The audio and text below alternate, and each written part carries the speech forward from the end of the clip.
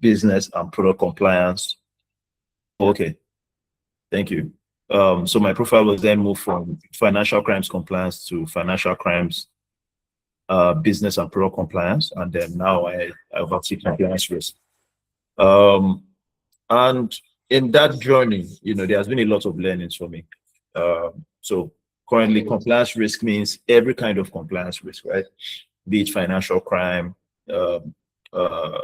data protection risk, market conduct risk, conduct risk itself, ethics, and all that. But before I go further, I'll tell you a little bit about me, and I think that's part of why we're discussing here. Because like I said, like what this event is about is somebody, kind of us discussing, telling you about the journey and hoping that you're able to learn a little bit from the journey, right? And then, kind of tell you how I've traversed my career and hoping that you're able to learn a little bit from that. So I started my career in banking. I think I've been fortunate. I've always been in the compliance space. Well, not always, not really. I kind of worked in operations for a while. I worked in operations at the early stage of my career. Then I moved into compliance. But I've spent a huge chunk of my career in the compliance space. At some point, I kind of did a little bit of risk, but I came back to compliance, right? So I started with operations, bank. I did compliance. At the time, at the early time when I started doing compliance, we were still doing internal control, right? So it was compliance and internal control. So I did internal control for at the early stages of my career. And if you're in internal control, I can tell you that it's quite close to compliance. Although a lot of people do not believe so, I can tell you that one of the things that made me a very strong compliance officer were the things I learned while I did internal control. So was in compliance early on in banking, and then I moved into fintech. So at that time, I think those were the early times when the market was really heating up around financial technology companies. So I pivoted into a fintech, and that's where I really learned how to build compliance programs, expand my profile, and then rest is history. One of the things that I really want to share with you is how I've kind of seen the compliance profession across different verticals. So I've been lucky to do compliance in the bank at a junior level. I've done compliance at the fintechs at a junior level. I've done compliance in fintech at the senior level. Then I've also come back and I'm doing compliance at a relatively senior level in the bank as well. And over my career, I've kind of done. I'm a generalist, so it means that I've not really stayed in one part of compliance. I think one of the easiest disillusions that a lot of people have, or illusions that a lot of people have, is that compliance is just one field. Compliance is a very, very wild field, right? Yeah, very wide field with many, many categories of places you can specialize in. So I've been lucky to be able to, play across multiple fields within compliance, right? Early stage, like I said, I did more of compliance monitoring. And then when I was in fintech, I did more of compliance technology, product compliance, then a little bit of risk. And then as I move forward, I started doing more of systems compliance, data protection compliance. And now I do like an aggregate of everything. And I'll really be talking to us about, how some of the things you need to look out for when you are coming into the space. And then also when you get into space, how to grow, because I've seen a lot of people really struggle. Not only getting into the space, but when they come in, really making an impact, because it's very easy to get frustrated when you come into the space. The compliance field is not an easy field. It's not like the other fields where you're propped up. People are, is a slightly adversarial field, right? Because your job is to make sure that everybody does the right thing. And a lot of times, I mean, like in life generally, people do not want to do the right thing sometimes. So it's one of those rules where if you do not have the big picture in mind, It's very easy for you to, just as quickly as it is for you to get in, it's very easy to get out, right? So I see a lot of people come into the space, and after 1 or 2 years, they just kind of bounce into something else. So we'll be talking about that. I really don't want this to be about my profile. Anybody that wants to read about my profile, you can go online, just Google, and I know we have limited time, and I see that we have quite a number of people on the call. We have about 50 people right now.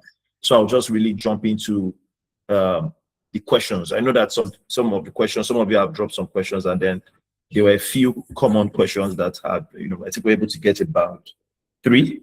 Yes, 3 of the common questions that a lot of you had. So I'll quickly run through those questions, and then we can then have people kind of just put up their hand, or I'll leave it to Timidayo to arrange how he wants people to kind of ask their questions.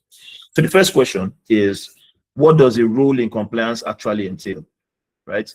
I think that's a very broad question, but it's a very good question, right? And I assume that that's what everybody wants to understand. So I'll tell you what compliance is not first, then I'll tell you what compliance is, and I'll tell you, I'll also tell you why I'm answering the question that way. So the first thing is, compliance is not about regulations alone. And that's contrary to popular opinion. When you hear the word compliance, people just think, oh, the guy or lady that comes in and reads regulations, or, that's what compliance is about. Maybe that's what compliance was, 5, 6, 7, 8, 10 years ago, but that's not what it is today. Anybody can read regulations. One of the things that has globally happened is that the regulators have made regulations as simple as possible. Nobody is writing regulations and putting thou shalt not, thou hast not. No. It's simple English. You can put it on ChatGPT or anything, and it will extract it and make it simple for you. So that is not what a compliance officer is, right? The second thing that a compliance officer is not is, a compliance officer is not the person that says you cannot do A or you cannot do B. You're not the mother hen of the organization. That is not what a compliance officer is, right? That's the second thing. The third thing is, a compliance officer is not an auditor, right? I think, due to how recent the profession is, right? When I mean recent, the compliance profession, as we know it, is not, maybe it's less than 20 years old, right? Some 20 years ago, there was nothing called compliance officers, right? And you find that because of that, you see that a lot of people who currently practice compliance today are mostly people that were in the third line roles, like audits, right? And that has kind of, proliferated the culture of compliance people. So you often see people who are compliance officers behave like internal auditors, but that's not what we are. We are not internal auditors. The fourth thing is, compliance officers are not control officers, right? You are not control, and you are not legal. It's not standard, right? And that again is also one of the misconceptions, because again, when the compliance profession came in, most of the people that were compliance professionals at the early stage of the profession were mostly lawyers and mostly people or accountants, right? Lawyers or accountants mostly. However, it's not by default. Yes, do those people, lawyers, accountants, internal auditors, do they have some of the skills that are needed for this profession? Yes. However, is the compliance profession about those things? No, it's not 100% about that. So I've kind of removed some of those illusions. But what is a compliance officer? But before I can tell you what a compliance officer is, I have to give you a broad scope about what the compliance profession is itself. So I'll tell you in the most simplest way. The compliance as a whole, the compliance profession as a whole, is putting in place measures, right? Measures, be it policies, be it frameworks, be it standards within an organization, to ensure that organization complies to the obligations, the compliance obligations it has said it will comply with, or it has to comply with. Now, when I say the obligations, those obligations can be either regulations, right? So everybody is mandated to oblige to the laws of the land. You cannot be in Nigeria and say you will not comply with the laws of Nigeria. So as an organization, it's the same thing.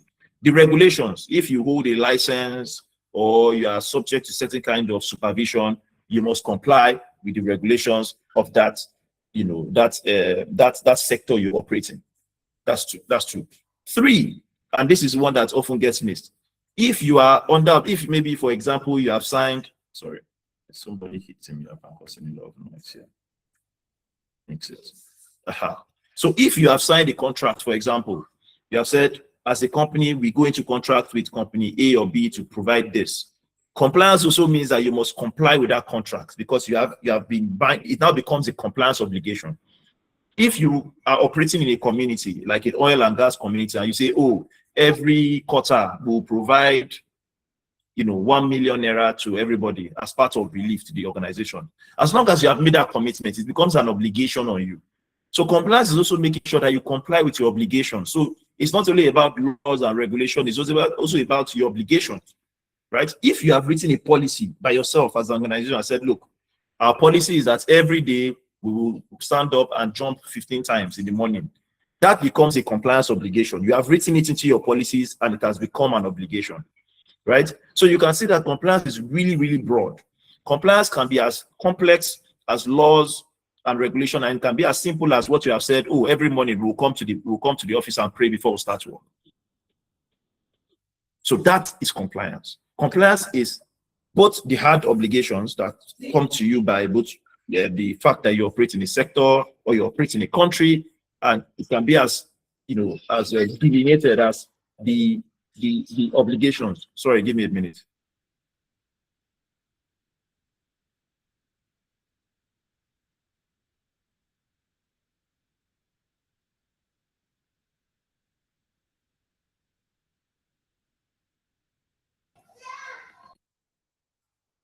Okay, sorry. So that's what the compliance field is, first and foremost. Now, what is the role of a compliance officer, right? Or what's the role of the compliance professional? The role of the compliance professional is, one, putting in place those measures that I spoke about. Now, when we talk about putting in place those measures, we mean it could be as high level as architecting those measures, right? And that's where you start hearing things like controls. I'm sure a number of us hear controls all the time. Control does not only talk about fraud, right? Control can be, let's say your phone, right? When you put a what's it called, phone case on your phone. Now, do you expect that your phone, when you buy a phone, do you think, oh, I'm just going to drop my phone on the floor? No, right? But it can happen. Now, your phone falling on the floor is a risk. It's possible, it may happen, it may not happen. Why do you even put a phone case? You put a phone case to say, if this thing happens, or if this thing could happen, something should protect my phone, right? And that's why we start looking at controls. Controls basically are things that you put in place to ensure that things do not happen, right? And I don't want to start going into the theoretical part of it. There are different kinds of controls. There's preventative controls, there's detective controls, there are corrective controls, right? The detective controls are controls that you put in place to make sure that when something is about to happen, or when something has happened, you identify it quickly and you can stop it or correct it. Corrective controls are things you put in place to make sure that when something has happened, it will bring it back to a state which you prefer, which you prefer. And then there's preventive controls that stop it from happening in the first place. But the point here is that a compliance officer is the person that looks at certain things and says, well, this control that we have in place, does it make sense? The person assesses the controls. The person looks at it, is it even? So it's a very, very mentally demanding job because you have to think. And because you are working on controls, controls do not exist on their own. Controls must be related to something, right? So like before I just explained the one about the phone. Another control, for example, can be you putting what they call these things on your gates, on your windows. This iron that you put, I don't know why the name skips me. Those irons that we put on our windows so that even though somebody opens the window, they cannot enter. Burglary, thank you very much, right? Your burglary is a control, right? You're not assuming that your window will fall off, but you're assuming that, okay, if somebody were to bypass your windows, what will stop them from, entering your premises without authorization? So the point here is this. The compliance profession is very wide because where you have to put in controls traverses across the business. Remember, I just mentioned that this is not about regulations and laws alone. It can be your contract, It can be things that you have said you do for the community. It could be so many things, right? So the same way compliance is extremely broad. And that is the same way you have to think about controls as well. That's the first one. The second thing is a compliance officer is responsible for elevating the knowledge, and the awareness of the organization about the compliance risks. So one of the roles of the compliance officer is to ensure that within that organization, everybody is aware. Because the truth is, the best form of defense in compliance is knowledge. You cannot detect everything. It's not possible as a compliance person. You cannot detect everything. You cannot stop everything. The best thing is that everybody in the organization or the place where you work have a certain level of understanding about the laws, the regulation, the obligations, and generally the compliance obligations of the organization, so that they are aware and then they do not do or they do not contravene any of them. So one of the jobs of the compliance officer is to understand the business in such a way that you understand where those risks are and you continue to bring knowledge and awareness to the organization about how to not contravene your compliance obligations. The third one, and I think is the less popular one, is making sure that when people do contravene, there's a process or disciplinary measure to make sure that people who contravene are disciplined. Now, I'm sure a lot of people are surprised. This is actually standard, right? So there's something called the 7 pillars of compliance. I advise any of you just Google it. There are 7 pillars of compliance, right? One of those pillars, funny enough, is what I'm just talking about: corrective measures, discipline. When there are people with, and again, this is a high-level class, right? But I'll tell you something. There's something in compliance they call training needs analysis, where when you are doing this training, the second factor I mentioned, you're supposed to profile people within your organization. There are people who are inherently compliant. What that means is that there are people in life generally who, once you say, do not move this phone from point A, they will not move it. They don't need to understand why you told them not to move it. You have told them not to move it, they will not move it. Then there are those who are largely compliant. So you have to explain. Those ones, they will still ask you, so why do you say we should not move it? They want to know why. If you're able to explain why, then they'll say, oh, okay, no, we'll not move it. And then there are the people that are non-compliant who you explain, oh, don't move it because it will kill you. They'll still do it, right? Now, the compliance profession understands that everybody is not going to be fully compliant. And then what he's saying is that a compliance officer or the compliance professional has to be impartial, has to have measures in place to make sure that those people are disciplined and corrected. And what you find oftentimes is that by putting in place those kind of things, you also are able to course correct the organization, because they see that, look, yes, we have been trained. Yes, there's a lot of awareness about what we are not supposed to do. But if we do it, or if this thing is done, this is what will happen. There will be repercussions. That's the third thing.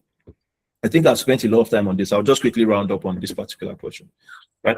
And then the fourth one is you're also responsible for making sure there are policies, and maybe I'll just kind of aggregate this together. Making sure that there are standards, there's a framework. Now, part of that framework will require you to have documented policies in place and documented, those written documents that say this is how we will operate as an organization. Now, I think another fallacy as well is that a compliance professional is only supposed to keep in place his own policies. So you see a lot of people focus largely on only maybe their AML policies, their KYC policy, all those things I'm sure all of you are very familiar with. But that's not true. One of the things you also have to be aware of is remember I mentioned, what you are supposed to think of is not only the laws and regulation, but your compliance obligations as a whole. So a good compliance officer is also looking at in operations where they make money, where they make the money of the organization. Do they have standards? Do they have operating procedures? What they are doing there? Do you understand? Is what they are doing standardized? In the marketing department, do they have a policy? Do they have a framework? Do they have a guideline around how they do things? So it's also very important. The compliance professional must also ensure that not only within their own department, but across the business, there's a level of standardization in terms of procedures, protocol, policies, frameworks around how things are done. There's something that is commonly said: any area of your business where there's let me not use over, where there's a lot of variability, there's going to be a lot of errors. And anywhere there's a lot of errors, there's a high likelihood that you're going to be contravening a compliance obligation. So I hope I've been able to not only tell you what a compliance professional is not, but what it is. And like I said, I'll also tell you why I've explained it this way. I explained it this way because the compliance professional cannot be defined in just one or two words. And that is because of what the compliance field needs to be. 10 years, 20 years ago, like I said, the compliance professional was just required to, when you get regulation, if you work in a regulated space, you take documents, you decompose it, and you send it to your business people and they read it. However, the field now requires something they call compliance architects. Nobody, like I said, anybody can take a link, put it on ChatGPT and extract the regulation. So nobody wants that. Nobody needs that. That's the duplication of effort. What organizations now need are people that can think. So there's a new regulation or there is a new obligation that we need to meet. How do we meet this in a sane manner and in an efficient manner? What do we need to put in place to ensure that we can meet that obligation now and we can continue to meet that obligation to a reasonable standard? And that is what the compliance professional needs to be or needs to start thinking about. The second question, how can I become a compliance professional today? What are the steps? Okay, so these are two questions. So I'll just take the first one. How can I become a compliance professional today? So that's a very tough question, right? When I joined the field, then it was relatively easy. It was slightly easier, right? The field needed a lot of young people. I think right now it's slightly different. However, what I will tell you is there are a number of ways to get into the compliance field. One, the first thing you need to do is to build your own capacity first and foremost. The compliance profession, unfortunately, is a bit unforgiving. There are a number of professions, if you do operations or you do relationship management or you do, which other ones? There are a number of fields where you can go in fresh. They expect you to be fresh, and then you can come in and then they can teach you everything. But there are a number of other fields, like you want to do maybe engineering, you want to do data analytics, you want to do legal. There are some fields where they are, unfortunately, the bar is that you are expected to know a little bit of what you're coming in to do. Unfortunately, it's just how the system works. Compliance, unfortunately, has moved into that area now. So how do you get in? One, at a minimum, you need to know a little bit. You don't need to know too much. The truth is, depending on, like I said, compliance is very diverse. So the compliance working in banking, or the compliance working in fintech, or the insurance, or in oil and gas, or in in construction, they are all slightly different. So you just need enough to get in. So the first thing I'll tell you is, for you to get into the space now, you need to know a little bit about what you want to do. If you are currently working, you are in operations or something, first thing is start to talk to your compliance officers or the people that that work in compliance. Try to get a feel about what the job is about. That's one. Two, you need to read voraciously. Unfortunately, I think a lot of people don't read as deeply as they should. But you need to read. And I'm not saying, I think today is much more easier to read. There are so many AI tools, so many compression tools that you can put in, and it will decompress a 100-page document into 20 pages for you, right? It's very important to read, in depth, one, and read very, very wide. And information is on the web, right? That's the second thing. Now, the third thing I also say is, when you are reading, do not overly focus on anything at the beginning. Like I said, because you're a beginner, you don't know which industry you're going to be working in. You don't know which specialization you're going to do. Read wide, right? If you are targeting, for example, if you are targeting insurance, you know that you need to go to the NICOM, regulations, and then read that a little bit, right? You need to also understand which adjacent industries they work with. So that's how you should think. Understand one, the obligations, the compliance obligations within the industry you want to work in. If it's oil and gas, if it's financial services, understand that. Then also understand the regulations of the adjacent fields, right? Because every business today, there's something called globalization, right? So every organization does not operate within itself. So you cannot try to enter an organization by only understanding what that organization does. You have to understand what the other organizations that organization interacts with do. So it's very critical. So that's the second thing. Now, the third thing, and I'm still on this question, I'll quickly finish up on this question, is you should seek to understand compliance technologies. I'm not saying, I mean, there are a lot of technology that compliance officers use today. It is unlikely that you will be able to have put your hands on a few of them if you are not in the industry, but you can know about them. What does transaction monitoring do, for example? When we say KYC systems, what do they do?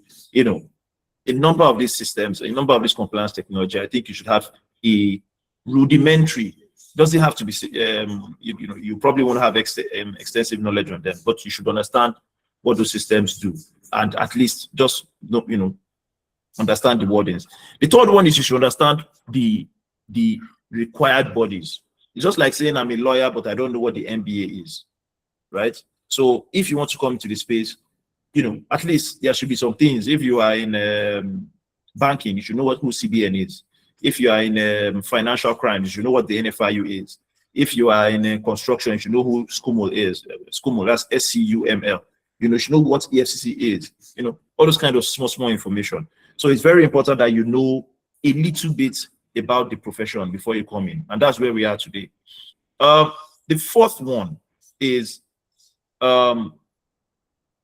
webinars.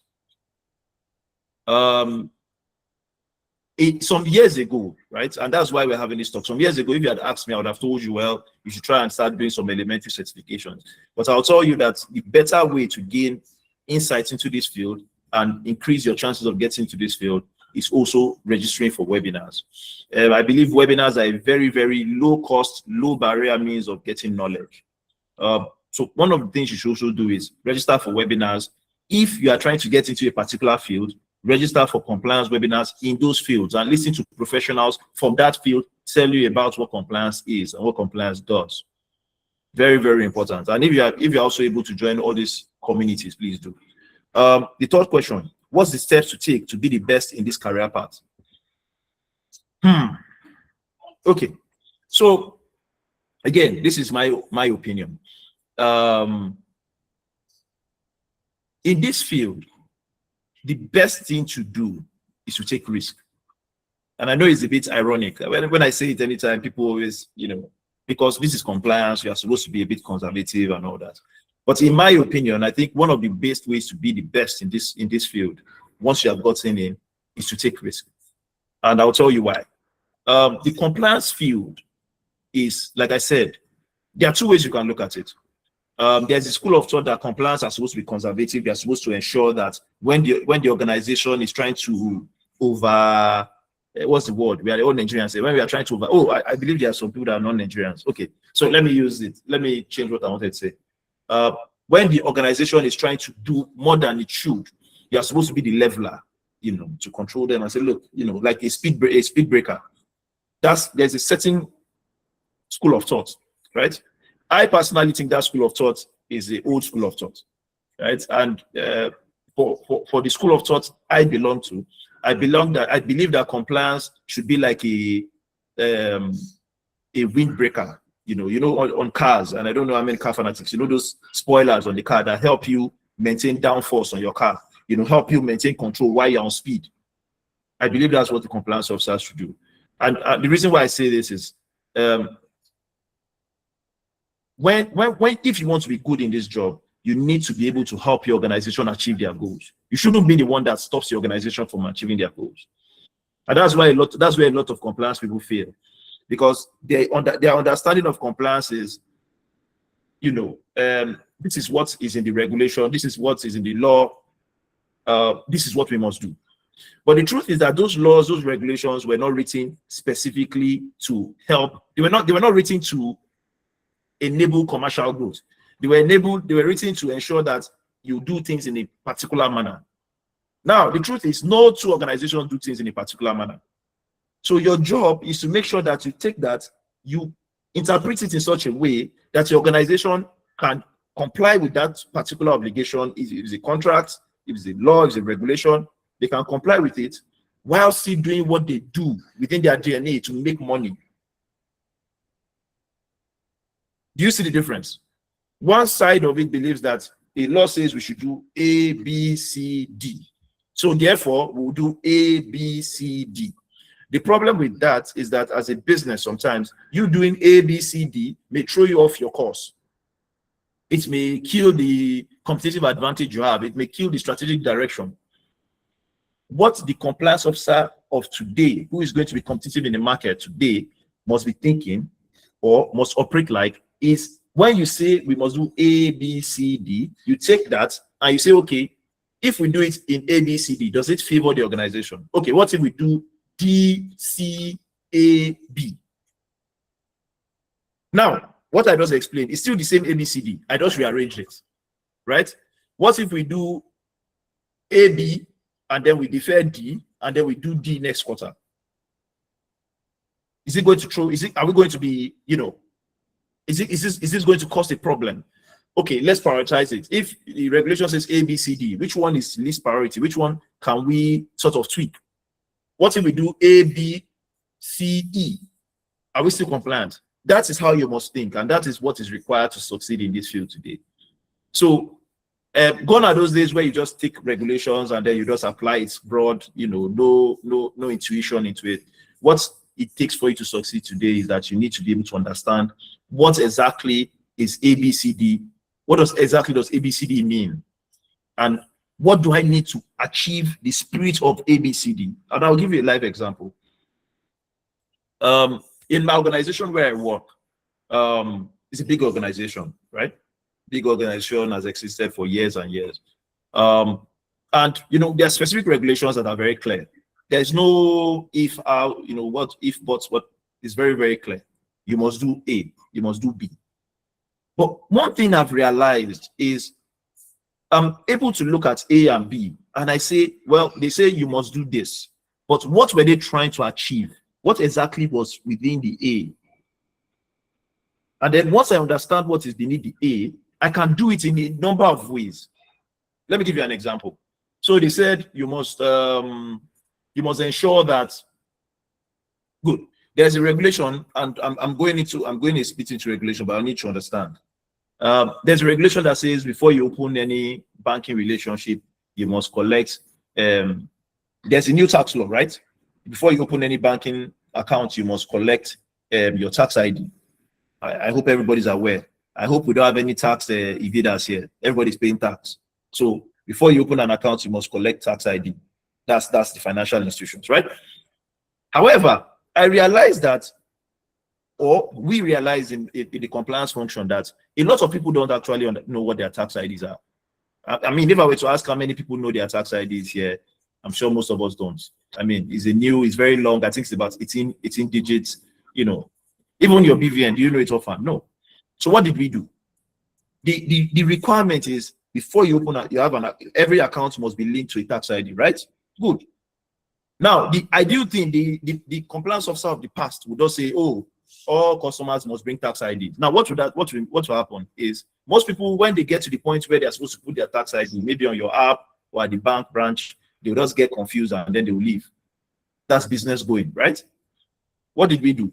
We created a system and we got an API that once you put your NIN in, it goes and retrieves your tax ID and brings it for you. Because what we have found out is that everybody, as long as you have an NIN, you have a tax ID. And if you are a corporate entity, as long as you are registered with CAC, you have an RC number or a business number, it is linked to your tax ID. So what did we do? Instead of asking everybody to give us a tax ID, and potentially some people, maybe due to poor education or low awareness, they don't know how to get their tax ID, they drop off. We made it easy for them, right? Everybody has an NIN. So give us your NIN, we'll extract your tax ID for you. So what have I done? What have we done? The law has said, do A. We have used another way to get A, and we have achieved A without stopping business. And that is what the requirement for a compliance professional to succeed is today. You must be extremely smart and you must be extremely innovative. Now, what's the fourth question? Do I need certification before I can work as a compliance officer? No, you don't. You do not need a certification to become a compliance officer. What you need to know is you need to have a base knowledge about what the field is, a little bit of luck, And I mean, I will never displace, I will never downgrade the role of luck in this in anything in life, right? It needs a bit of luck and good positioning, right? You need to position yourself very clear, very very well. You need to also know exactly, like I said earlier on, you need to know which industry you want to work in. But certification is not the cudgel for you at the early stages of your career. However, however, I will tell you that at a certain level of compliance, you need to have certifications. And this is not just for the sake of it. I'll tell you three reasons why you need to have certifications. The first one, and maybe the most primary one, is at a certain level of compliance, you start getting assessed for your certifications. So, for example, for me, at my level, one of the things that happens when my organization is audited or reviewed by examiners is because of my position, they actually check, do I have certifications? And then they look at the relevance of those certifications. And the reason why is simple. I just explained to you that the compliance field is not about your organization. It's not about your industry. It's global. So you need to have certifications that show that you have a body of knowledge that allows you to operate at a level of standardization that goes beyond the organization. And that's what certifications do for you. Certifications ensure that you are not looking at things from a tunnel vision. You understand how it's supposed to be from a standard level. And that's what you are certifying to, a level of knowledge at a standardized level. Not because you work within an organization. Oh, this is how we do things. This is standard. No. So the regulators expect you to have certain certifications. For example, if you are going to be a chief compliance officer in a bank, you must have certifications. I've seen a number of people get rejected because they didn't have certification. So if you know you want to get to the peak of this career, this profession, you must have certifications, right? Because it's the expectation. I also even tell you for free. For example, the CBN, the SEC, they have something they call the competency framework. You can Google it, and it lays out the requirements for certain positions. And you'll see the chief compliance officer or the head of compliance certification role requires you to have certain certification. So that's the primary reason for you to have certification. The second reason, which I typically talk about, is for you to actually be good in this role, you need to have a very, very broad, undistilled level of awareness. And for you to do that, you need to be a member of professional associations or a member of relevant professional associations. And one of those ways to become a member is either you register as a member and you start paying, or you get certifications and then become a professional member. And there are a number of good ones. We have data protection. For data protection, we have the NDPC doing a lot of webinars, a lot of training, a lot of conferences. If you're interested in doing data protection, you should look at that. Footnote on that, I think data protection is going to be very big. Maybe in Nigeria it's going to be a bit slower, but it's going to be big. It's global, right? We have AML, CFT. If you want to kind of understand how it is in Nigeria, there are certifications for that. But I always tell people, try and understand how it operates globally. So you should get certifications for that, and you should attend webinars for that. So that's the second reason why you should get certifications. The third reason why you should get certifications is because certifications help you unlock certain things. There are certain. Okay, let me explain the other way. The easiest way for you to know that somebody knows something is that the person has a certification. Unfortunately, today, you can't talk to somebody you can't talk to somebody in 20 minutes and know if the person knows compliance. So one of the easiest way for recruiters or talent acquisition professionals to hire you, identify you, is if you have certifications. So that for me is not a really strong point, but that's the unfortunate reality we have. So those are three reasons why you should have certifications. However, I'll reiterate, certifications are not the ultimate barrier for becoming a compliance officer. And I think I've answered the four questions. I think we have some time, so I'll quickly let Temidayo kind of guide us through the questions we have. Thank you.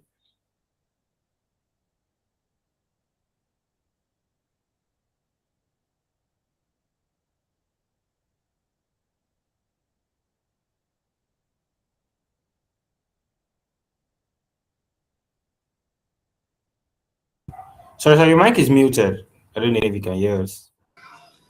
Yes, I can hear you. So I wanted you to take us through. Let's go to the questions section now. Okay. Let's get the questions in. So I'm leaving you to kind of handle that. Thank you. All right. Thank you so much, sir. Wow.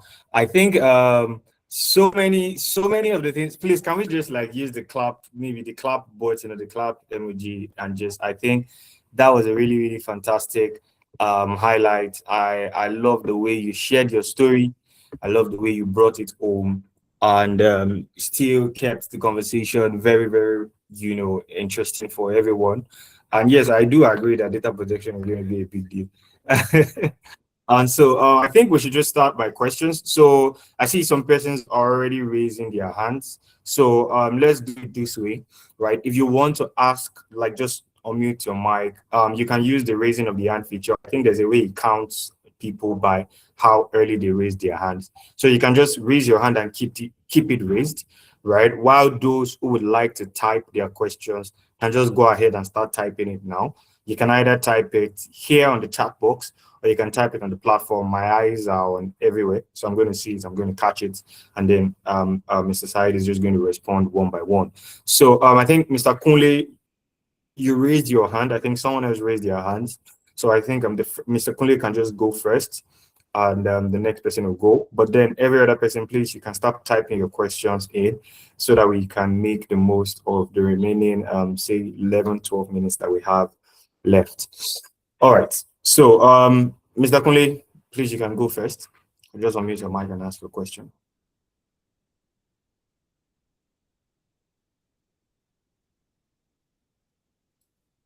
Okay. If he doesn't unmute his mic, Ajayi Adeshile can go then. Good evening, everyone, and good evening, Mr. Olagoke. It's actually a painful section. I enjoyed this section a lot. So, not to waste the time, my name is Oluwatoyin, and I currently work as a relationship manager. I just needed advice on the steps I've been taking, if I'm on the right track or not. So I have few certification. I'm currently working on my MBA in risk management, and I have BCP. Listening to all this free certification online just to ensure that um I understand what compliance is and the part of compliance I want to venture into. I'm not looking into writing ACAMS, the anti-money laundering certificate, but I'm a bit skeptical, right? Because I don't know if I should go ahead, pay for this certification, but I've not been able to get a role in what I really want. I don't know if I'm on the right track. I just really need advice because sometimes people just say, take the risk, go for it. This have to let me, the opportunity might come and it might not come. I don't know. I'm kind of scared to put in that kind of money into writing the certification. And whereas I've messaged a lot of people on LinkedIn as well, okay, this is my profile, this is what I'm working with, and as well. So just to be sure that I'm actually on the right track. Thank you. All right, thank you. So you said your name is Oluwatoyin. Yes, please. Okay. Thank you, Oluwatoyin. So I would be quite blunt with you, and I'll tell you, you shouldn't do the ACAMS yet. It's a significant investment. I think it's about 1,800 or 1,650. I can't remember which price it is now. Yeah. It is right. Okay, good. So now is not the right time to do it, and good. That's why we are having this conversation, right? I'll tell you some of the mistakes I made early, and I'll tell you some of the things I wish I could correct. At this time, while you're just trying to break into the field, what you need to be doing is building let me not say generic, generalistic knowledge of compliance. Now, I'll tell you something that people don't know. The ACAMS is extremely specialized. Is a extremely specialized certification. The ACAMS is not a compliance certification. Please, I just want you to know that ACAMS is not a compliance certification. ACAMS is a anti-money laundering compliance certification. Now, maybe I should have explained. There are different types of compliance, right? Like I mentioned, data protection compliance. There's AML, CFT, CPF compliance. When I mean AML, CFT, that's anti-money laundering, counter-terrorism financing, and counter-proliferation financing compliance. That's one. There's anti-bribery and corruption for compliance, right? There's ethics compliance. There's product compliance. There's business compliance. There is technology compliance. There's information security compliance. There's operational compliance. There's card compliance. There's so many. I think I did a write-up on the different types of compliance. Maybe when the next person asks a question, I'll quickly go and check and I'll put a link here, right? There are about 13 or 14 different types of compliance. Now, if you go and invest in the ACAMs, what you have basically done is you have not entered the field yet, but you have already narrowed the field for yourself. I don't know if I get what I'm saying. So you have basically said, I want to specialize in AML CFC compliance.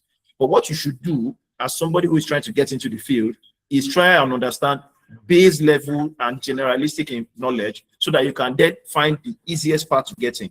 When you get in, you can then say, well, okay, I actually have a passion or a flair for fighting money laundering and terrorism financing. So therefore, I want to do AMLC, I want to do ACAMs, and then from within the ecosystem, you can then move into that, right? So my advice to you, do not do the ACAMs yet. You can consider, since if you have the funds, try and do things like ISO 37301, right? It's called as the ISO International Standard Organization for a Compliance Management System. It's a very, very generalized certification, right? Or I will not call it certification. It's more of a generalized learning, although you get a certificate at the end. What that does for you is that it helps you understand compliance, in its most base form and in its most generalized form. So it helps you, it teaches you about compliance culture, it teaches you about compliance risk management, it teaches you about compliance architecture. So that's my advice to you. I hope I was able to answer your question. Okay, sir. So what's Fantastic. Thank you so much. ISO what? Please tell me. I'll just type it in the chat for everyone. So this is it. Great. All right. Thank you so much, sir. I think I've taken note of that, and also your article. I'm going to share your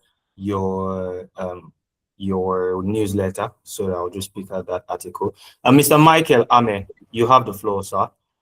We can take 3 more questions. So if you have questions, you can just raise your hand. Mr. Michael.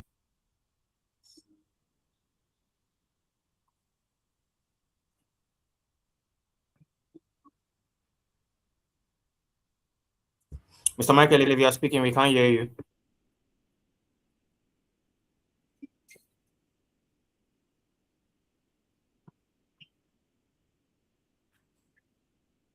Okay. So if it's not ready, can we take some of the questions in the chat? Yeah, I think we should just take some of the questions in the chat. So I think it still borders around the certification question. Someone says, which is a more holistic compliance certification, since ACAMS is more of an AML compliance? Sorry, can you hear me, please? This is Michael. I've been trying to unmute. Please confirm you can hear me. Yeah, please. Yeah, we can hear you. Yes. Go ahead. Thank you. Okay, good evening, sir, and good evening, everyone. Thank you very much for putting up this training. I have followed Mr. Sayeed for a while now. I can say for a fact that he's very, very knowledgeable in this field. I work out of operations. I'm currently a transaction service supervisor in my branch, and I've been looking to pivot to compliance sometimes in the future. And I've been taking baby steps, working towards it. So during your presentation, you said in times past, the compliance field was kind of restricted to people, particularly from persons from the legal field, due to certain skills they possess. So I would like to know, what are the most important skills required to excel in the compliance field? I think you made a mention of the willingness to study and study in depth. So I would like to know what other skills are required to excel in this field. Thank you very much, sir. Okay, thank you, Michael, and thank you for the kind words. And that's a very good question. So I'll divide the answer into 2. I'll tell you about the soft skills you need to have as a compliance person. The first one, and I think is non-negotiable, is boldness. You need to be very bold. And I personally also believe that if you know you are not if you know you are not open to conflict, then you probably shouldn't do compliance. because compliance means that you need to be the moral compass of the organization sometimes, right? So you need to be very bold. You need to be able to take a stand. At the most, and I'm not talking about at the senior level. My first year in compliance, I already started taking stands, and I can assure you that was one of the things that helped me grow very quickly. I think in my second year, I was already challenging people who were far more senior than me in the bank. Now, if you understand banking, you know that the hierarchy structure is very well guarded, right? But you need to be able to take a stand when something is being done wrong, or if you believe that that thing is going to harm your organization. So that's one. That's one in terms of your soft skills. The second thing is you need to be able to drill down into things. You need to be curious, right? You should not be able to look at things on the surface level and just, oh, okay, that's what it is. I think one of the critical skills as a compliance person is that you need to have a hunger for resolving and getting to the root of things. You need to have that patience as well, because just like in life, nothing is really what it is on the surface, right? So a lot of compliance issues that will really catapult you in your career, you need to be able to drill down and say, okay, what exactly is this? Okay, everybody says it's A, but let me look underneath the A. Is it actually A or is it B? So you need to have that resilience in looking through. The third one is you need to be, this one is a bit unique, right? You need to know how to talk. You need to be able to communicate. And when I say communicate, I don't mean, talking outside your organization. I mean, you need to be able to present what you have found out, what you know, and what you need to be done clearly and articulately. When I mean communication, I mean you should know how to speak. You should know how to, frame your thoughts properly and deliver them. And then you should know how to write. So report writing is also very important, especially when you're just coming into the, at the entry level. You need to know how to write reports. You need to know how to arrange things. You know how to be concise. You need to know how to be coherent. Those are important. Those three things are important from a soft skill perspective.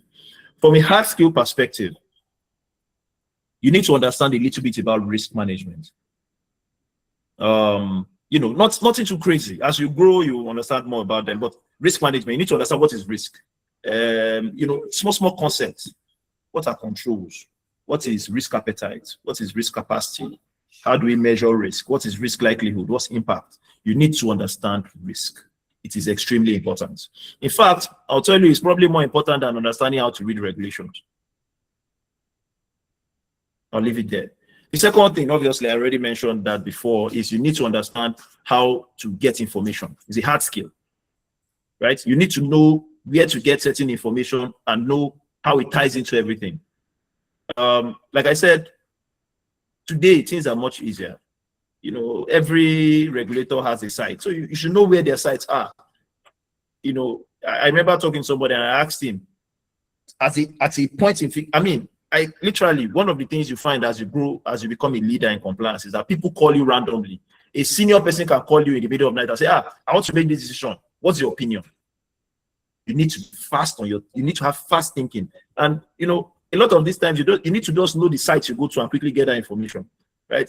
So you need to know where the information is. You need to know where it is. You cannot remember everything on your head. So that's another skill you must have. You need to know what information is and where it is, right? Oh, okay, I'll quickly get back to you. Let me read this regulation. I know this regulation contains something on it. That's the second thing. The third thing is that you need to understand at a certain level technology and data. Today, the compliance officer, if you read, and I'll just use CBN regulations for you, for example. If you look at the regulations that have been coming out since the last 2-3 years, you see that they are all outcome driven. When we say outcome driven, before now, they would just say the regulation or the law would just say organizations should ensure that they do this. But because the landscape as a whole has changed, what you see in this thing is organizations must implement A, B, C. It should be this. It should operate like this. What has happened is that the regulations have now become very, very technical in terms of outcomes. So what compliance officers now need to be able to do is to be able to design things, right? So you must be able to sit down with your technology people and speak in their language.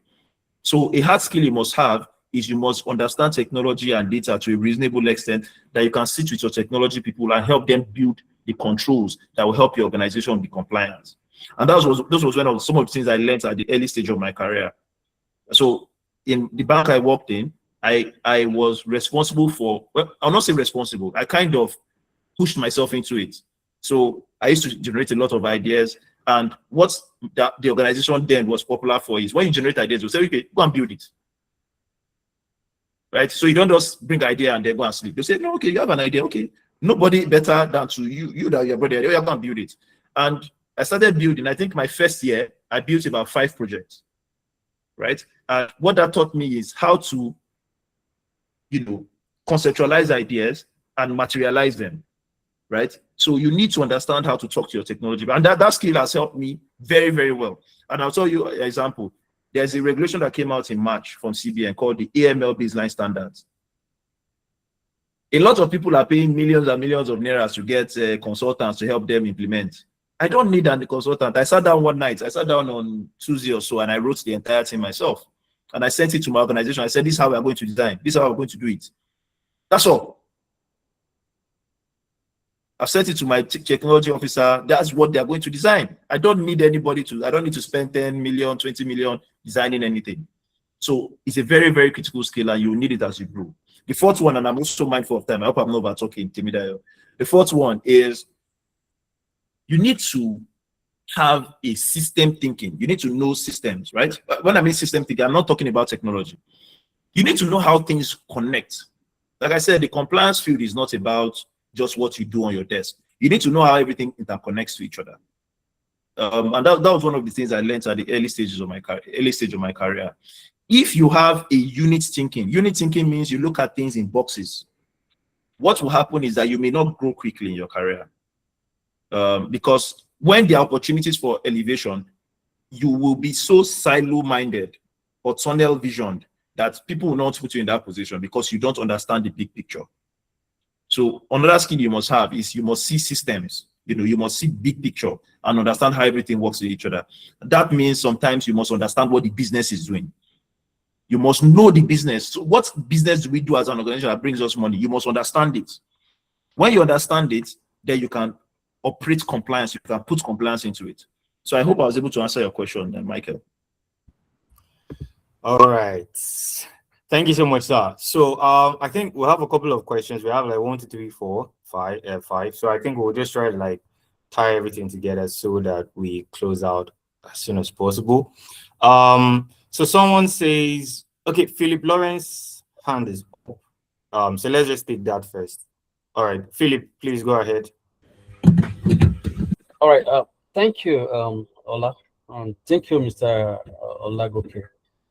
It's really interesting each time I listen to you, and I read up a post on LinkedIn, a great one, and industry vast, senior boss, I must say, right? All right, my question is for those already in compliance, right? And with the advent of the crazy things AI is doing now, how can we leverage on the AI to ensure that we keep remaining relevant in the industry? Thank you. Okay, very good. So I'll tell you, there's something I checked. I know that when AI started coming up 2 years or 3 years ago, I remember talking to somebody who was like, compliance, are you sure AI are not going to? And I'll tell you for a fact that there's a survey that is out, and it talks about some of the job roles that will be impacted or deprecated by AI. Compliance is not on that list. In fact, if I tell you that the people that you think are supposed to enjoy AI the most, developers, systems engineers, they're the ones that are going to be most impacted by AI, right? So if you go on LinkedIn, go and check the CEO of Sterling Bank. There's something he always says, go and check his LinkedIn. He actually created a website using manuals, right? In 5 minutes. You can create a website on manual. You just go on manual, say, I want a website, create it. It will create a full website for you. So a lot of technology-based jobs will change. But the reason why compliance is not going to change is because compliance requires a lot of decision-making. I'll give you an example. If you are in AML compliance requires you to identify unusual transactions and from those unusual transactions, you look for what is suspicious. When we say suspicious, is it linked to money laundering, any of these predicate offense, tax evasion, kidnapping, robbery? You are looking for those kind of things. The truth is, if you carry AI is built on large language models, right? It's built on the aggregation of data, right? That data, most of that data is from other countries. So the AI may not be able to identify crimes in Nigeria. It's us that know how Nigerian people do crimes now. Do you understand? So at the end of the day, the decisions around which transactions are suspicious or which activities are suspicious need to be made by a human being. I just give you an example of what I did. I just wrote this thing. I said, oh, this is how we're going to comply. That's a decision I've made. I've made a decision. AI cannot make decision on behalf of my organization because AI does not understand where my organization wants to be. So that's the first thing I need you to know. Compliance is one of those jobs that it's not going to be as heavily impacted as all these other roles. However, AI is going to change how compliance looks. And that's why I was explaining to you about, the old school compliance, which is read your regulations. Look, like I said, AI is going to blow that out of the water. All I need to have is an RSS feed from a CBN website, and I connect it to my AI, and I say, okay, whenever there's an update on this CBN website, pull that data into this and extract it and share it. But if your job is what I explained, remember I explained how we took tax ID and we said, look, we'll use NIN to do it. AI cannot think about it that way and understand that, okay, if we do it this way, it will still achieve compliance. So my answer to you is, for you to continue to be relevant in this field, know thy enemy. And I'm not saying AI is your enemy, but AI is your competition, so to speak. So understand AI very, very well, right? For me, I've been using AI for about 4 years now, and I use AI to pull together my thoughts, and it helps me very well. I'll give you an example. And I don't want to go too technical. There's something we call PEPs, right? Politically exposed persons in financial crimes. So it just means people who hold political positions. I will not go too deep into it. Before now, I used to have an analyst who used to he will carry all the list of our PEPs. He will go online and be checking their names one by one. Okay, what position does this person hold? You check, you Google the person, you carry the person's information, put it on an Excel. And one day, recently, he called me and I told him, look, you have to do a refresh. Remember that politically exposed people, especially in Nigeria, they're always moving. One day they are governor, tomorrow they are senator, next tomorrow they are ambassador. You have to do that refresh. I said, look, put that thing in an Excel, put those names in an Excel sheet, upload it on ChatGPT and tell ChatGPT, give it a prompt. Based on the attached names, I need you to populate this column with their current positions. I also need you to populate whether they have been associated with any crimes. And it did that. And in 5 minutes, the team populated everything. So what has happened? Did the AI take his job? No. What he has done is he has made AI do his job and helped him do it faster. Do you understand? Now, that was a job he would have done in 2, 3. I mean, listen to what I just told you. Do you know how strenuous it is taking names one by one, putting it on Google, search, copy, paste back? He just put it there, 5 minutes, and it was out. Right now, what he doesn't need to do now is to do quality assurance and make sure that the AI did not hallucinate. So the one thing is you need to understand how AI works and make AI work for you. So one of the skills you need to have is prompt engineering. You need to know how to do prompt engineering. How do I type this? How do I put this prompt in to make sure that AI gives me information that I can use? That's one. 2, use AI for your research, right? AI helps you aggregate pools of knowledge to help you do your research. So use AI for your researching. The third one is, like I said, you must have systems thinking. You must know how to build things. You can't be the compliance officer that is just saying no. Today, what business people will tell you, if you tell them no, you say, okay, so what do you want? We want to do so and so. How do we do it? The way you can become relevant is whenever you are saying, oh, we cannot do this, you come back with 3 suggestions. I always tell people, anybody that works for me, you cannot say no to anything in my organization if you're a compliance person that works for me. When you say no, you say no, however, I would recommend we do it this way, or we do it this way, or we do it this way. So when you do it that way, nobody can fault you. because you always come with ideas, and that's what I need you to use AI for. I hope I was able to answer your question. All right. Thank you so much, sir. Thanks very much for the find it. Yeah. Thank you, Philip.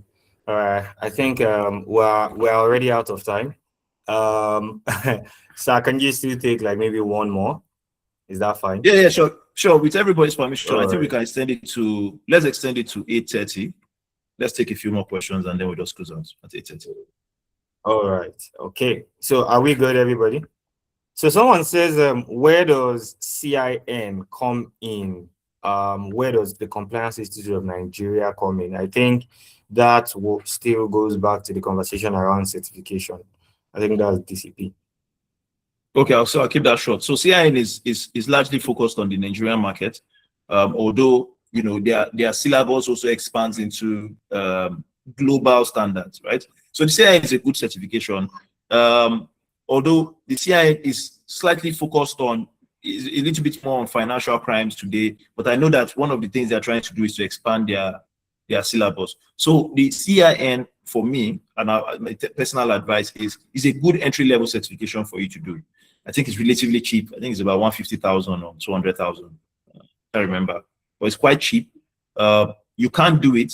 It's also good.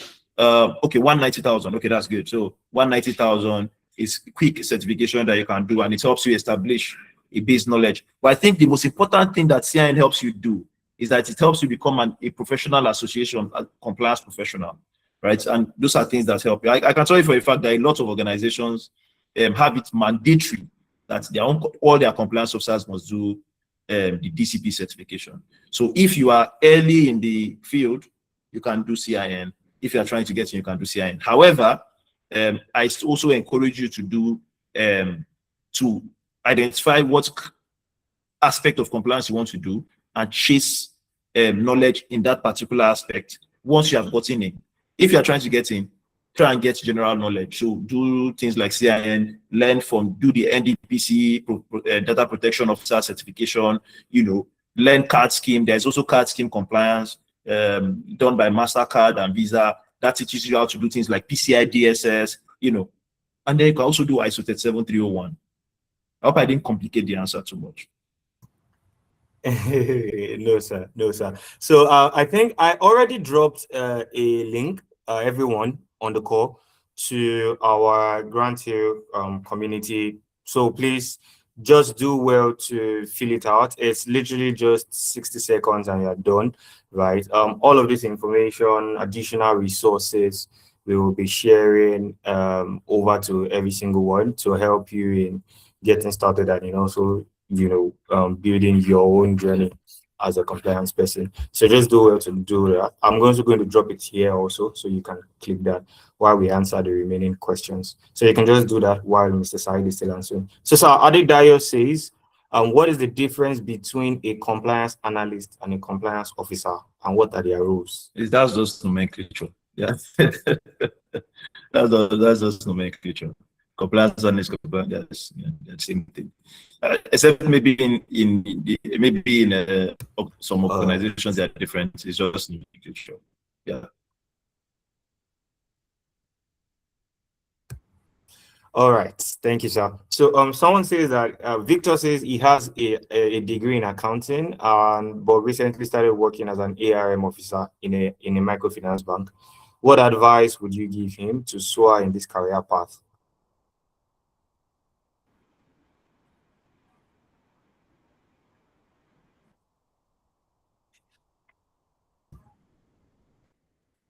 Was it ERM? Yes. ERM. Yes, ERM. Okay, so that's enterprise risk. Okay, that's enterprise risk management. Okay. So I think one of the advice I'll give you, and I'll specialize it in microfinance. So I did microfinance for a while, and I'll tell you one of the mistakes a lot of people make doing ERM in microfinance banks is that they focus too much on credit risk. They focus too much on credit risk, and largely because the microfinance bank space, credit risk is very, very important. I mean, in financial institution, credit risk is very important. However, when you say if you want to build a career in ERM, in enterprise risk management, you must understand that it says enterprise at the beginning. So it expects you to have a body of knowledge around both credit risk, market risk, liquidity risk, digital risk, operational risk. So my advice to you would be, do not box yourself in too much. I know it's going to be difficult for you because when I played in microfinance bank, I think I was a de facto head of compliance and risk. And I remember everybody in the risk department, the only thing they knew was credit risk, But if you want to grow your career, you need to know a little bit about all the other types of risk. So, market risk. Market risk will help you if you say you want to elevate your career into a bank, because you need to understand how things like interest rate risk, foreign currency risk, inflation rates, all those rates, how they add up to adjust how we do timing and tenor rate mismatches and all that. You need to understand liquidity risk. If we collect money from so and so customer for 30 days, what must we do? What timing? What kind of investments can we put it in so that there's no shortage? So when the person wants his money, we can give the person. That's liquidity risk. You must understand operational risk, right? Operational risk is very, very close to compliance risk. So you must understand how, things like resilience, disaster recovery work. You must understand digital risk. So what my advice to you anyways is, do not box yourself into credit risk alone. Understand the other elements of risk. All right. Thank you so much, sir. Victor, I hope that's very clear. So Mr. Douglas says that can you share your experiences with law enforcement agencies? Can you share your bad experiences with law enforcement agencies and regulators? Douglas wants gist. So that I think we can set up another session for that. But I will tell you for a fact that yes, there are not there. I mean, anybody who has worked in compliance for a while, there's no bad experience, but there's also a lot of good experience. I think there are a lot of great people doing work in that space. And I think one thing we also have to understand is for you to do compliance very well, you need to be able to appreciate the work that they do there. Because at the end of the day, especially if you decide that you want to do things like financial crime compliance, you need to understand how they think. So for example, when I was leading, I still lead financial crimes, but maybe at a higher level now. But when I started financial crimes in Sterling, one of the things I put in place is at the beginning, I got approval, and then we used to get people from law enforcement every quarter to come and train us. So we had Nigerian police. You'll be surprised that when you see the big boys in Nigeria, there's a department in Nigeria police, they call cyber crime department. If you see the policemen there, they are fresher than musicians. Fresh boys, their gadgets, mad, fresh, crazy guys. If they come and they're talking to you, you think that these guys are from Harvard, right? We had them come to us, they talk to us about, security. These guys, if you in your system now, if they want to carry you now, they will track you and pick you up in your house. So we had NFIU come and speak to us. That's Nigerian Financial Intelligence Unit. We had EFCC come and speak to us. We have had NCTC. I know there are some law enforcement you don't even know about.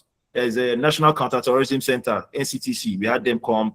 We had ONSA come. We had NDPC come. So the point here I'm making is, as you grow in your compliance career, you have to build relationships with law enforcement. Very, very important. Yes, there's a few bad eggs there who will do anyhow, but you need to build relationships with them, and you need to understand them, because they are the ones that will actually help you improve what you are doing. Right? Just yesterday, I had someone from ONSA come to speak to us. ONSA means Office of National Security Advisor. They came to speak to my people at the bank about dual use goods. So for those that don't know what dual use goods are, any goods that you can use for either domestic purposes or for lack of a better word, should I say criminal? Let me not say criminal, that's extreme. As weapons, in a way. For example, drones. Drones are dual use goods. Fertilizer, dual use goods. Centrifuge, dual use goods, right? So we had to come and, we had to have somebody come and speak to us about it, and we learned a lot. So yeah, that's how I'll end this. But yeah, if you want me to give you my bad stories, we'll talk at some other time. All right. All right. Thank you so much. I find that really, really, really, really interesting. So someone says, for someone, okay, I think I missed some questions. All right, someone says, what would your approach be as a new compliance officer in a bank or a fintech that barely has any compliance structure in place? What would Very your good. approach be? Okay, very good. So that's a lived experience for me. Like I said, I left the bank and joined the fintech as the first compliance officer. I was the only compliance officer. And the first thing I think you need to do is to understand what they do. You know, I think what the mistake I made when I went there was like I was coming from the bank. So I started trying, okay, which policies do you have? And I started writing policies. And I think that's the default thing a lot of people would do, but that's the wrong thing. The first thing I would do if I were to go back in time is to sit down with them, you know, maybe take my first 1 month and, you know, sit down with each of the departments. You know, I went into a fintech, right? The product team, information security team, operations team, reconciliation team, settlement team. Sit down with all of them and understand what they do. Really understand what they do. I mean, like, right, okay, so this, and go and research on it. The most important thing you must do is to understand the business, right? When you understand the business, then you can then layer the compliance on it. So once you understand business, okay, so this is, this particular part, this is the compliance obligations that they need to meet with. Oh, okay, it's a payments firm, and then we have settlements. Okay, so I need to understand the CBN regulation on electronic payments. I need to understand PCI DSS, right? I need to understand the card schemes. Products, what are the standards I need to look at? Information security, I need to look at 27001. You need to understand the business first. That's the first thing. The second thing is then, obviously, once you understand the business, you understand the compliance obligations. The second thing you must do is to put in place written policies. Written policies. When you write those written policies, you must make sure that those policies are signed off at the most senior level. And don't worry, when you do that, you understand why. Because those policies are what are going to allow you to do your work. If you go there and start doing any work without policies, you're on your own. Because one day somebody will tell you, okay, I'm not doing. But when you have policies, you can say, look, our policies, which was signed by the CEO, says we should do this. So please do it. Right? So the second thing is to put in place policy. The third thing is, because you said there is no compliance officer, you need to start doing awareness. Put in place trainings, put in place, but again, you have to understand the kind of organization you are. I'll tell you one of my mistakes. When I moved into fintech, I started sending mails. Okay, this is this, and one day the one senior guy called me, say, chief, we don't use emails in this place. So nobody uses emails here. We communicate on Slack. You get? So you need to understand the organization. You need to understand the dynamics of the organization. So I was wasting my time for the first 1 month sending emails. Nobody was reading it. When I could have just gone on Slack and then just typed at all, everybody do this, and they would have done it. So again, put in place awareness, but understand the organization and how you do the awareness. I was also I think I was overly serious there. Said, dear, this thing, please find attached. But it was a jolly place, right? I could have just said, hi guys, how you doing? We have just written these policies, nothing too serious. Please read this at your leisure. That would have gotten more traction than saying, hi, good afternoon, everyone. Please find attached this. I would appreciate that you read this and attest to this in 20 minutes. So that's my advice. Wow. That's a very practical approach. I think I even took a lot of notes from that. Yes, kindly find attached. Best regards. And I think when I got into my place too, they would just tell me, send this thing on WhatsApp. What are you doing with this Zoho? You're sending Zoho. So, thank you so much, sir. All right. So I think we'll just take the two last questions. I think Salih's question has already been probably answered by this question too. For someone who already has an interest in a particular area of compliance, say data protection compliance, for instance, is it still necessary to have in-depth knowledge on other areas? That's a good question. So it depends on what you want to do. I always tell people you can be a specialist and you'll grow well in your career, right? You can understand only data protection and you'll do fine. And I will tell you for a fact, data protection today, I've been working with the NDPC, working very closely with them. And today, one of the things that they have said is the data protection officer of an organization must be at a senior level. So when they come to audit you now, if your data protection officer is not senior, they will actually fine you or recommend sanctions for you. So there's a career there, right? So if you want to be a specialist, you can. I mean, if you say AML, you want to be a specialist in AML, you can grow up to be an MLRO. It's also a senior position. If you want to be product compliance, all of them you can get to a certain level. However, if you say you want to be a generalist, then you have to be intentional about it. I am a generalist. I couldn't be a specialist because I loved, expanding, doing so many different things. So I'm a generalist now. What does generalist mean? It means that you have to be intentional about curating what you know.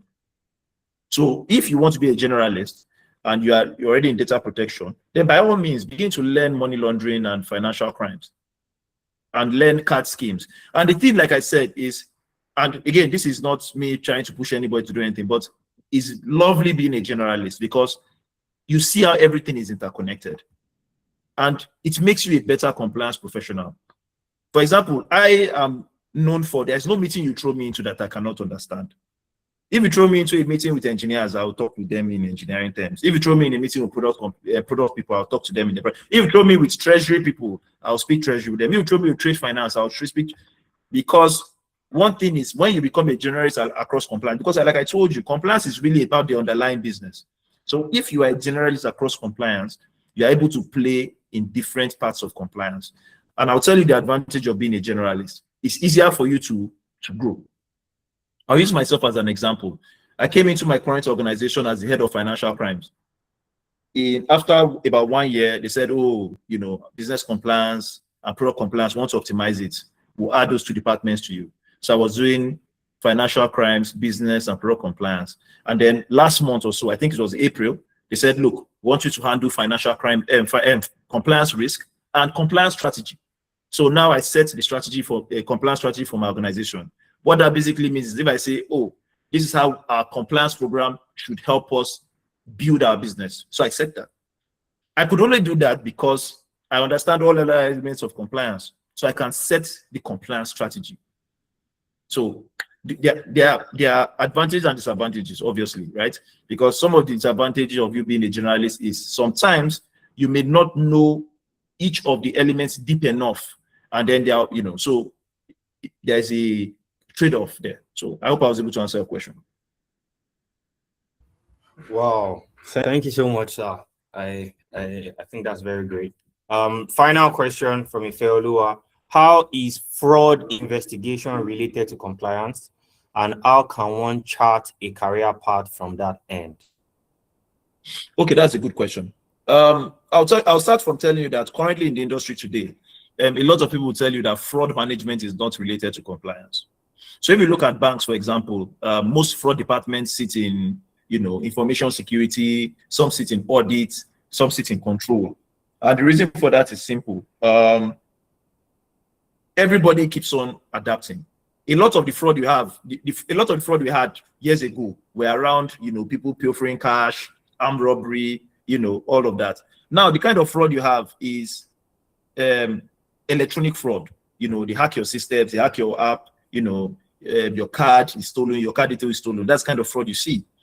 So the way fraud is managed is very diverse. However, and take this to the bank, I can confirm to you that fraud is going to be a compliance obligation by this year and next year.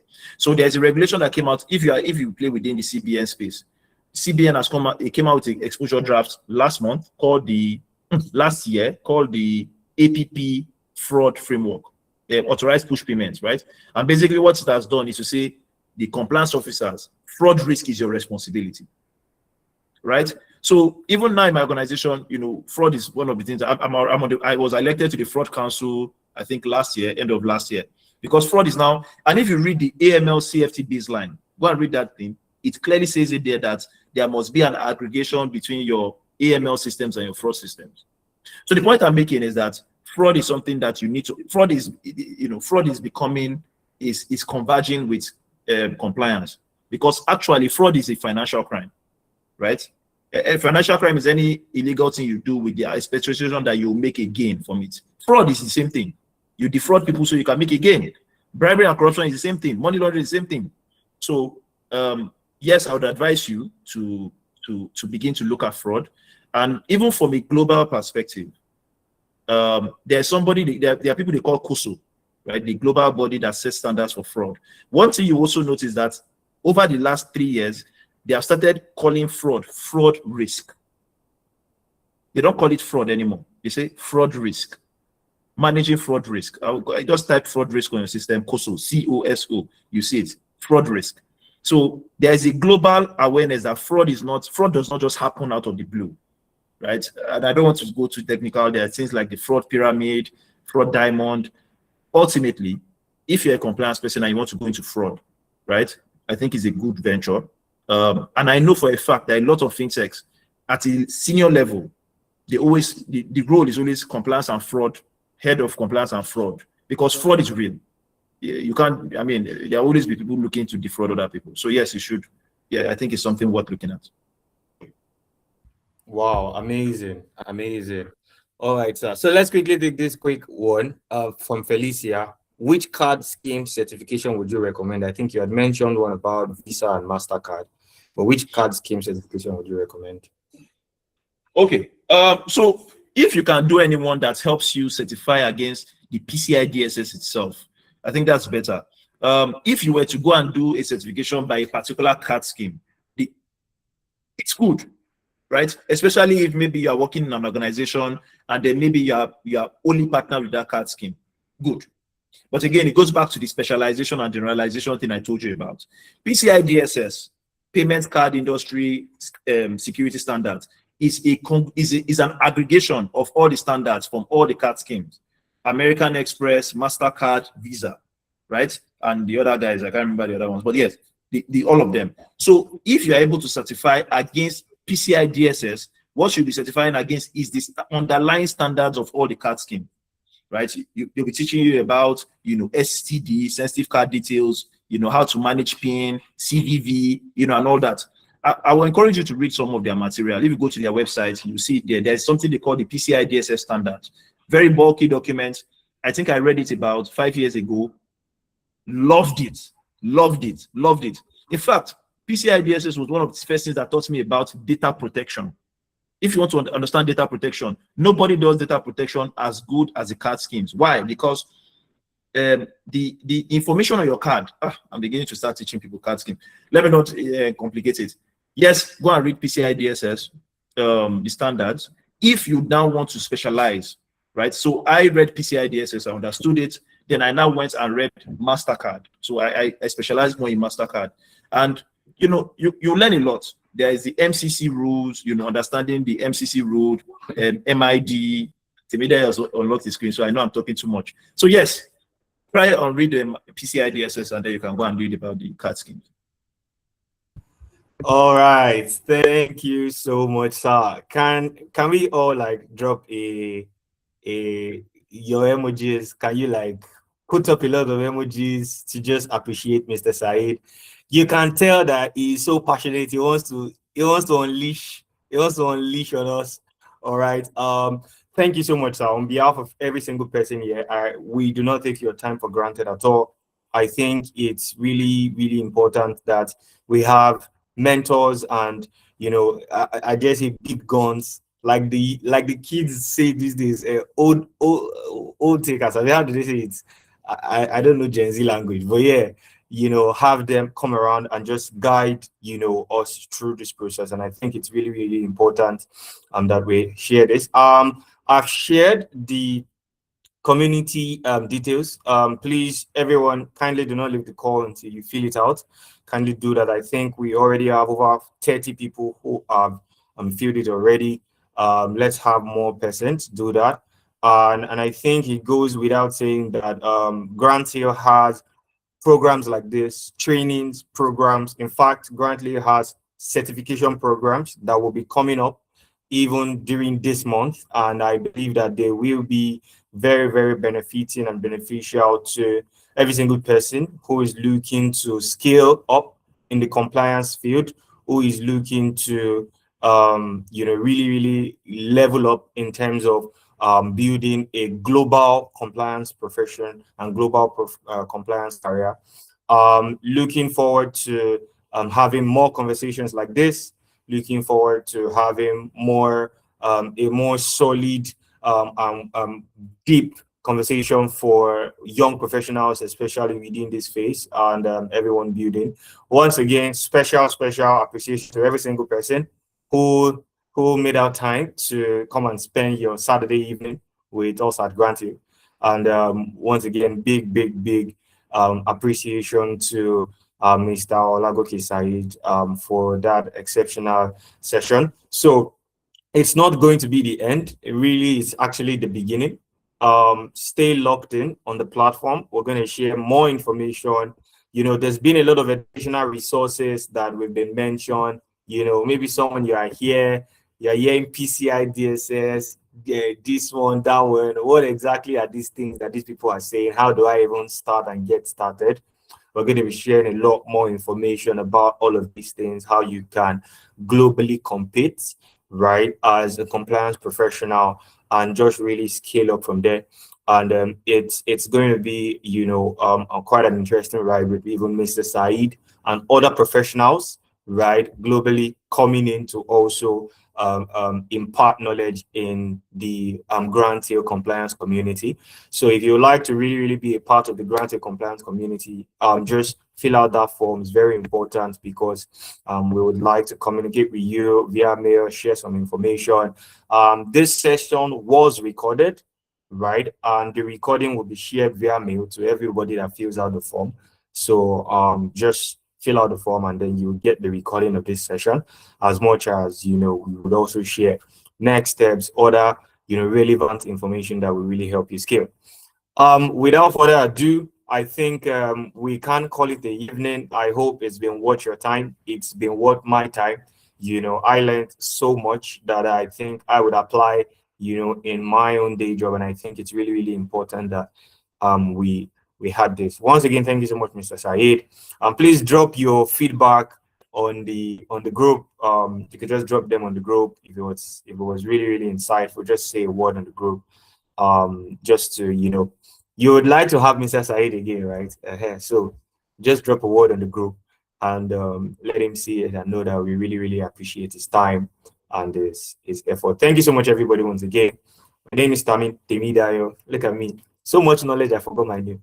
My name is Temidayo, and yeah, see you on the next one. Cheers, everybody. Have a great evening.